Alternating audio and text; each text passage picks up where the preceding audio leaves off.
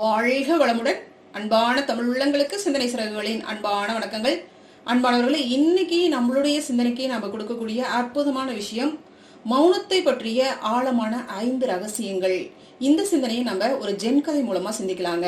இந்த கதை மௌனம் பற்றி மிக அற்புதமா நம்மளுக்கு தெளிவா விளக்குதுங்க.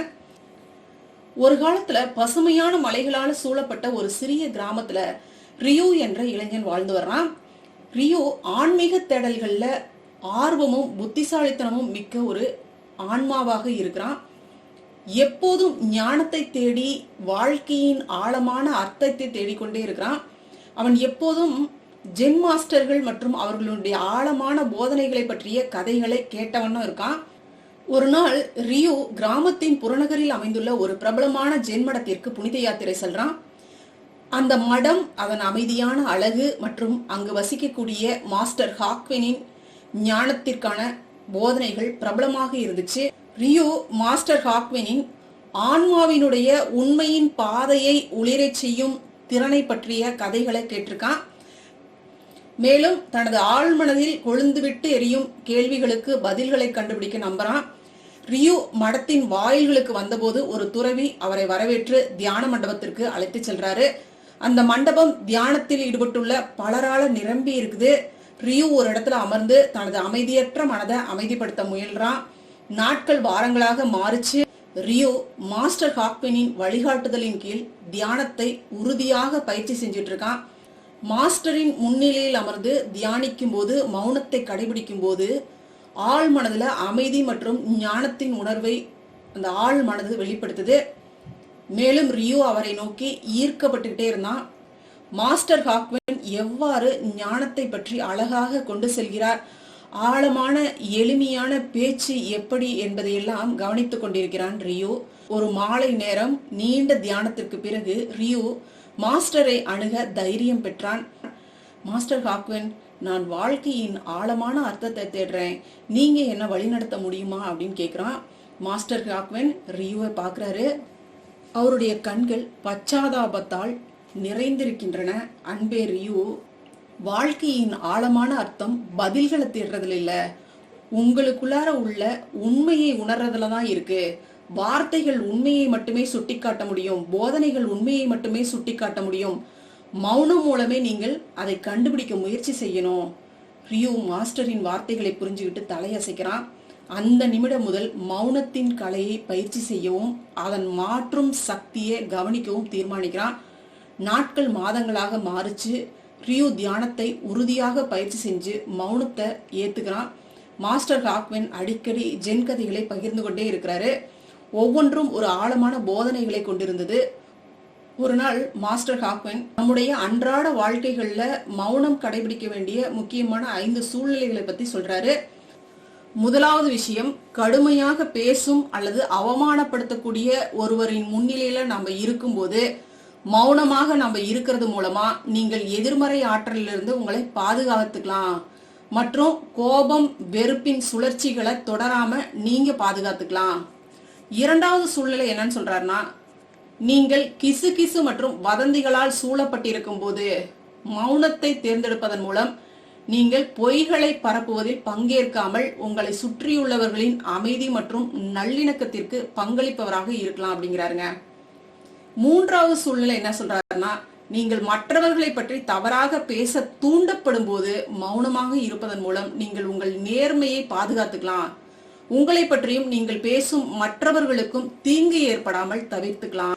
நான்காவது சூழ்நிலை என்ன சொல்றாருன்னா, அர்த்தமற்ற வாதங்கள் விவாதங்கள் வரும் பொழுது நீங்க அதை முழுமையா அவாய்ட் பண்ணிட்டு மௌனத்தை அந்த இடத்துல கடைபிடிக்கும் பொழுது உங்களுடைய எனர்ஜியும் அந்த இடத்துல சேவ் ஆகும். நீங்க அதுல இருந்து விலகி வரும் பொழுது அங்கு இருக்கக்கூடிய பிரச்சனைகள்ல இருந்து முற்றிலுமாக நீங்கள் அறுபட்டு வெளியில வந்துடலாம். அந்த இடத்துல மிக முக்கியமான விஷயம், உங்களுடைய எனர்ஜி சேவ் ஆகுது, அதுதான் விஷயங்கிறாரு.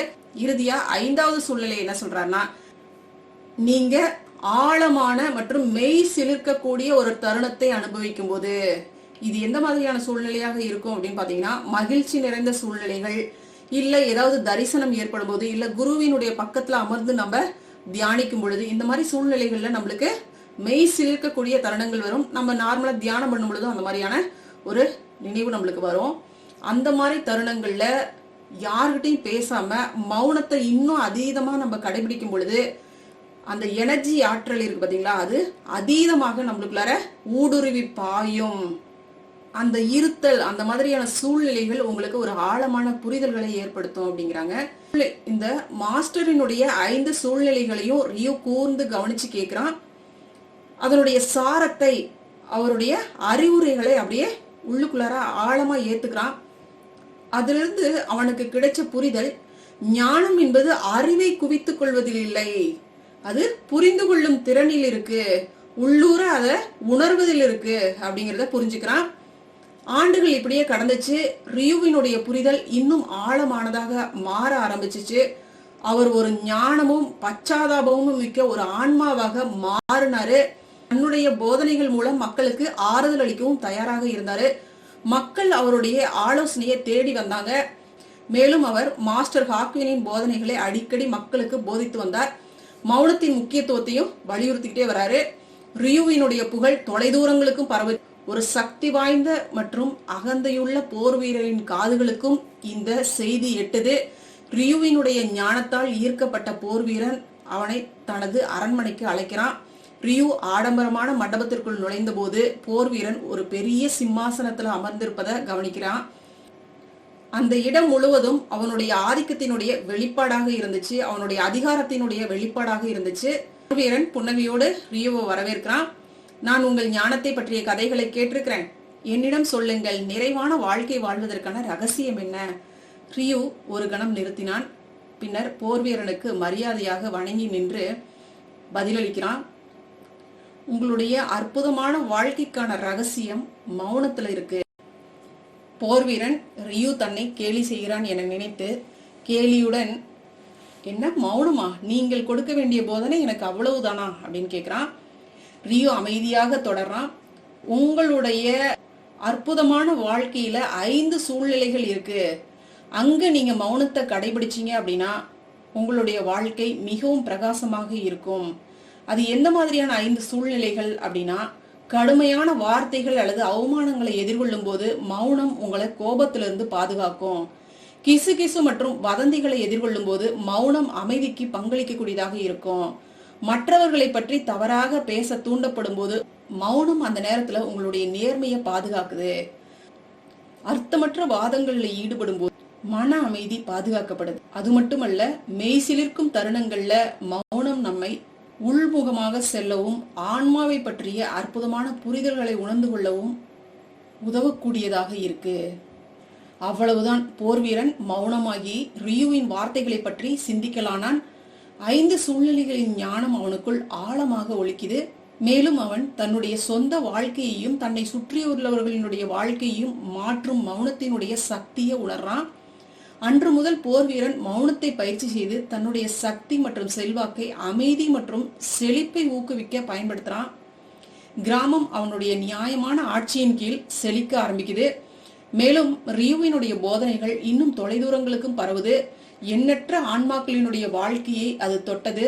இப்படி மாஸ்டர் ஹாக்வினின் போதனைகளால் வழிநடத்தப்பட்ட ரியுவின் பயணம் ஞானம் மற்றும் பச்சாபாதத்தின் ஒரு திரைப்படமாகவே விரிந்தது. மௌனம்னா என்னங்க? வார்த்தைகளற்றதெல்லாம் மௌனம் கிடையாதுங்க. உள்ளுக்குள்ளார எண்ணங்களற்ற ஒரு நிலை இருக்கணுங்க, சிந்தனைகளற்ற ஒரு நிலை தான், அதுதான் மௌனம். 5 சூழ்நிலைகள் அவருக்கு மனதளவில் பேசக்கூடிய கலையையும் கட்டுப்பாட்டினுடைய முக்கியத்துவத்தையும் கற்றுக் கொடுத்துச்சு. அது மட்டுமல்ல, ரியுவுக்கு இந்த மௌனம் வாழ்க்கையினுடைய எண்ணற்ற விஷயங்களை உணர்த்தக்கூடியதாக இருந்துச்சு. மௌனத்தை தொடர்ந்து வாழ்க்கையில கடைபிடிச்சுக்கிட்டே வரும் பொழுது இயற்கையினுடைய ஒட்டுமொத்த ரகசியங்களையும் முழுமையாக புரிஞ்சுக்கிறாரு.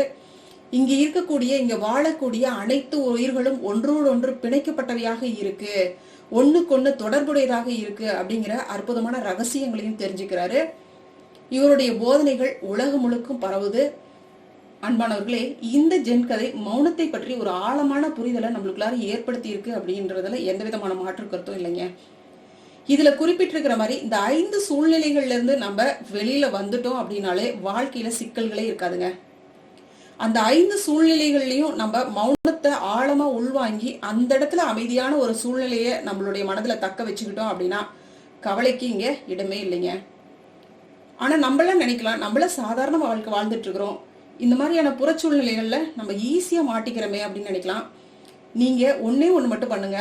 இந்த மாதிரியான சூழ்நிலைகள்ல நீங்க இருக்கும் பொழுது நீங்க தியானமே கத்துக்கலைனா கூட அந்த சூழ்நிலைகள் உங்களுக்கு வரும் பொழுது உடனே உங்களுடைய மனதுக்கு கட்டளையிடுங்க, இந்த சூழ்நிலையில நீ மாட்டிக்காத அப்படின்னு சொல்லிட்டு உங்களுக்குள்ளார ஒரு மந்திரத்தையோ இல்ல குருவினுடைய திருநாமத்தையோ இல்ல உங்களுடைய கடவுளின் பெயரையோ உங்களுக்கு பிடித்த மந்திரத்தையோ ஏதாவது ஒண்ணு அந்த இடத்துல உங்களுடைய மனதுக்குள்ளார ஓட விடுங்க. சடனா இந்த மாதிரி நிறைய தடவை நீங்க பிராக்டிஸ் பண்ண பண்ண பண்ண உங்களுக்கு அந்த மாதிரியான ஒரு சூழ்நிலைகள் வரும் பொழுது உங்களுடைய மனம் ஆட்டோமேட்டிக்கா அந்த மாதிரியான எண்ணத்துக்குள்ளார போயிருங்க. அதாவது இந்த மந்திரங்கள் சொல்லக்கூடிய விஷயம், இந்த மாதிரி குருவினுடைய பேரை உச்சரிக்கக்கூடிய இந்த மாதிரியான சூழ்நிலைகளுக்குள்ளார போயிருங்க.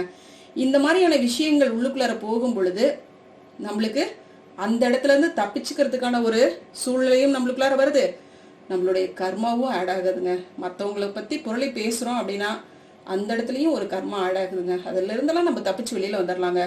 அது மட்டும் இல்ல, அந்த பேச்சு நம்மள உள்ளுக்குள்ளார ஈர்க்கப்பட்டு மீண்டும் அந்த அந்த ஒரு எண்ண ஓட்டம் நம்மளுக்குள்ளார ஓடிக்கிட்டே இருக்கும். இதெல்லாம் நம்மளுக்கு தேவைங்களா? நம்மளுக்கு வாழ்க்கையில 1008 விஷயங்கள் பாக்குறதுக்கு இருக்கு. இதுல அடுத்தவங்க பிரச்சனையெல்லாம் நம்ம இழுத்து போட்டுட்டு இருந்தா நம்மளுடைய வாழ்க்கை எப்படிங்க நிம்மதியா வாழ முடியும்? அதனால முக்கியமா விழிப்புணர்வோட இருந்து இதுல இருந்தெல்லாம் தப்பிச்சுக்கிறதுக்கான சூழ்நிலைகளை உருவாக்கிக்கிங்க. மௌனத்தை கடைபிடிங்க. வாழ்க்கை ரொம்ப ரம்மியமா இருக்குங்க, நிம்மதியா இருக்கும். சரிங்களா? கண்டிப்பா இந்த கதையை கொஞ்சம் சிந்திச்சு பாருங்க. சரிங்களா? வாழ்க வளமுடன். நன்றி. அருட்பேராற்றலின் அன்பு கருணையினால் நாம் அனைவரும் நல்ல உடல்நலம், நீலாயுள், நிறை செல்வம், உயர் புகழ், மெய்ஞானத்தோடு நல்லதொரு வாழ்க்கையை நலமுடனும் வளமுடனும் ஓங்கி வாழ்வோம். வாழ்க வளம்.